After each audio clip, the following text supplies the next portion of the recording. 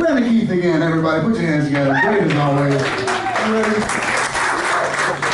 You film me, man? Yeah. All right. We'll try something new with you. If peeing your pants is cool, this next comedian will be Miles Davis. Put your hands together for Caleb Nulty.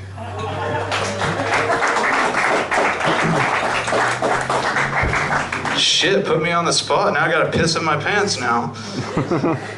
How's it going, gang? It's a pleasure being out here again, entertaining you fine folks once again. Always an honor. I used to be against this. I used to be against bringing a set list out, but I saw Kevin Hart do it like last week. I don't even give a shit anymore. A set list on stage. It's not amateurish at all. Professionals do that. But see, I've changed my look up a little bit. You think I might look a little shitty, and I do look a little shitty tonight. But it's like, okay, I got the jorts, Hawaiian, neck beard. You know, I'm going for the look. This look says, indeed, I am a homeless man. But if you step into my shanty here, I have a 9-part PowerPoint presentation on why you should give me $1. It's gonna be great. So, I think that I have an addictive personality because I used a bidet toilet for the first time a couple weeks ago, and now I can't stop splashing cool water on my asshole. It's invigorating. It fills me with vitality. Now, the problem is, like, I can't afford a real bidet toilet, but I can hook up a small hose going from my bathroom sink into the toilet. It's almost half as fancy, but, you know, it works and it makes do. But my life is filled with little things that just throw me off my fucking rocker. Now, the first thing, like, it's nothing that nobody can't relate to. Like, I hate it when I go to put my cell phone in my pocket and then the phone just falls on the floor because I don't have any pants on. It happens all the time. All the fucking time. But seriously though, like, I hate it when I'm going about my business, I'm going about my free time around town, getting stuff done, and then somebody that I haven't seen in fucking years, they just come out of the woodwork like, hey, what have you been doing?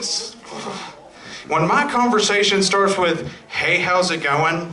And then it rolls around to, well, it all started when Barry lost his job in the factory. We have a fucking problem here.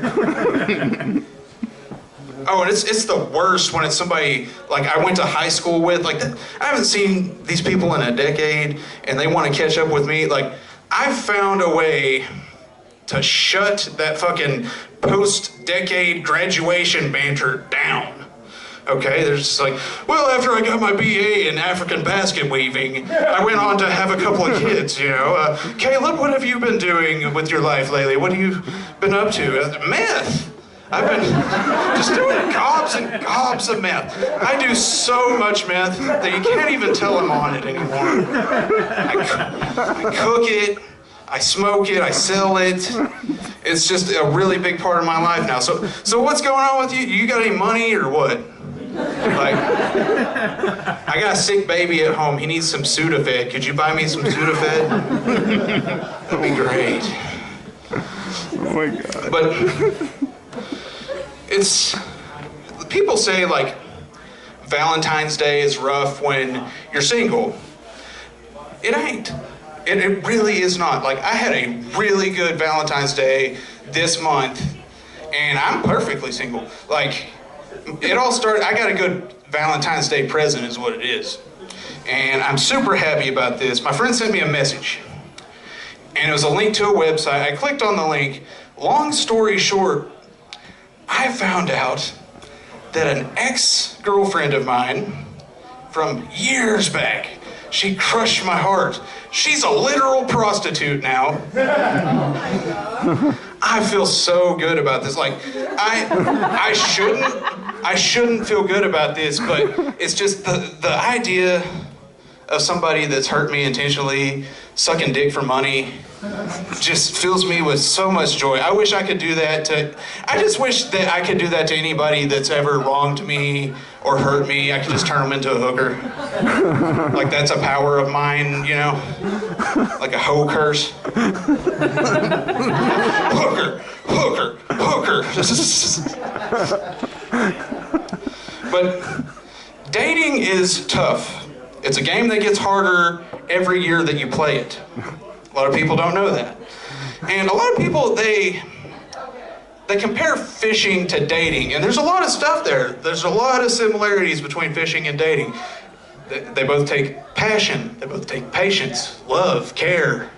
You have to emotionally manipulate the fish into a false sense of security. And then you have to nurture within its mind a half-love, half-hate relationship, a sort of half Stockholm syndrome, if you will, or the fish will ultimately see you as a weak man and abandon you. A lot of similarities between fishing and dating. Like my fishing analogy is like this, okay? Like you start off, you're young, you know, you're in your early 20s, you're a teenager, whatever. You're fishing out into a crisp, clean mountain stream. The opportunities are endless.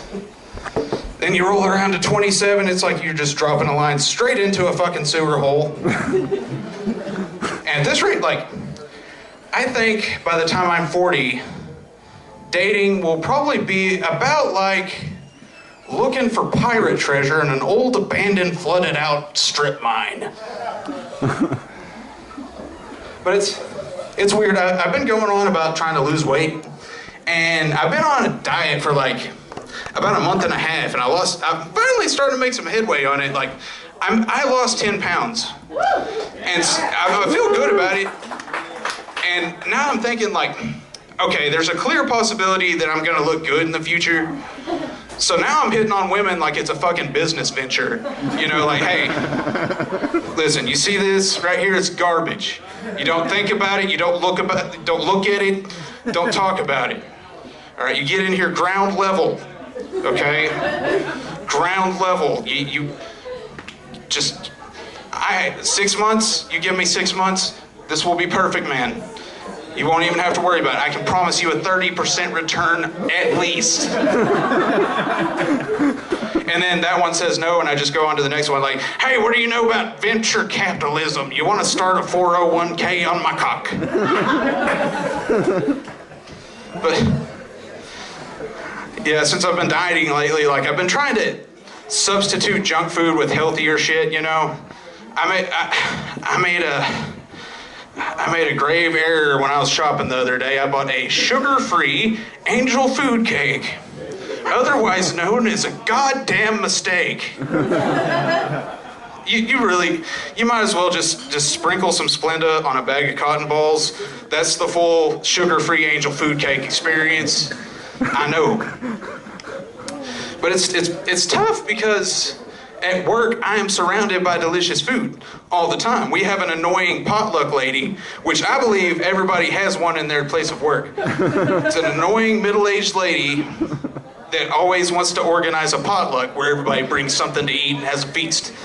I want to know, what is the correlation between middle-aged women, menopause, and organizing small feasts?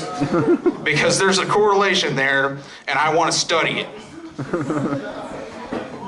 This lady, she's been pestering me. Like, I told her I'm not bringing anything because I'm not eating nothing because I'm on a diet. She said, well, why don't you bring some chips? Why don't you bring some chips or some dip or something? I can bring some chips. I can bring my gun too. How about that? I'll just jot it down. Cool Ranch Ruffles, Ruger 45, plus 1 bullet for self. Fantastic. It's been I'm kind of ashamed to admit this on stage, but like I had to move back in with my mom recently. But don't you judge my journey until you've walked my path. It's just that my mom, she's getting a little bit older. Social Security is a motherfucker.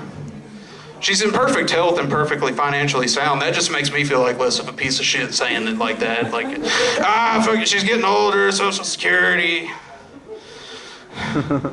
They do older people so wrong in this country. And me and my mom are so tight, like, I think I could bring like a date over and she would go along with it. Like, she'd come walking in with a hunch. Like, I thank my lucky stars every night for my perfect boy that takes care of me.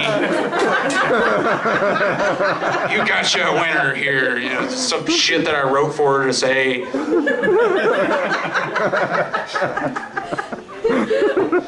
But I recently went to the doctor just to get a regular, checkup and whatnot. I just decided, you know what? I'm just gonna get checked for every fucking thing in the book. So the nurse was like, oh shit, okay. She gave me this long ass questionnaire. And I want these guys to do a good job. I want them to be thorough.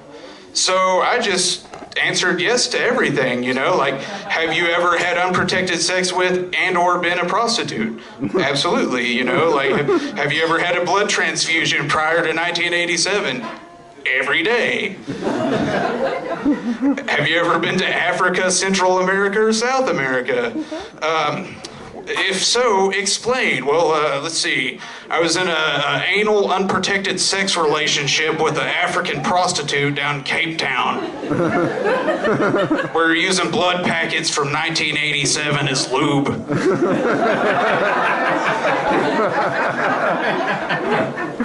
But the nurse, I handed her the questionnaire. She took one look at it and walked out backwards and locked the door behind her.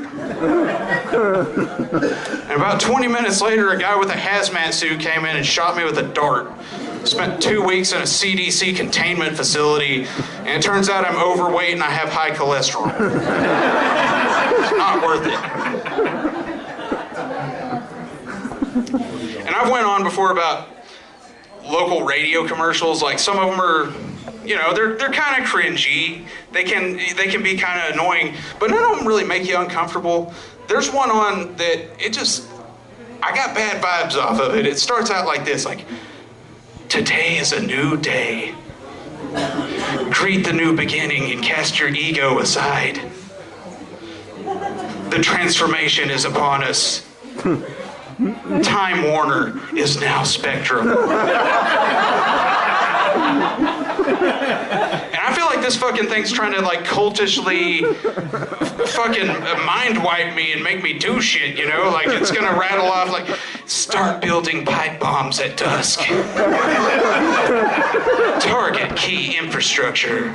Blood for the blood god. Time Warner is now Spectrum.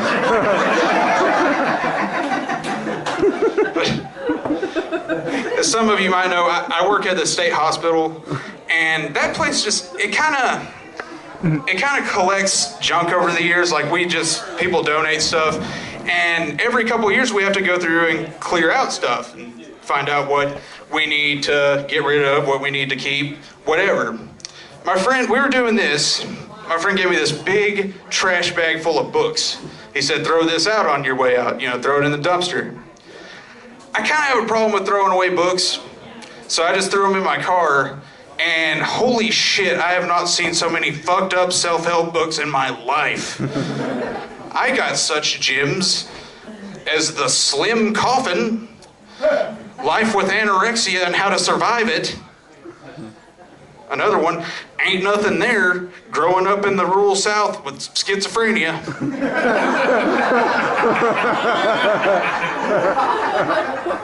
My personal favorite, it said on the back of the book, 90% of people that suffer from extreme obsessive compulsive disorder, OCD, will read this book. The title of it was, Read This Book or Your Mother Will Die in Her Sleep Tonight. You've been great, guys. Thank you very, very much. It's always a privilege.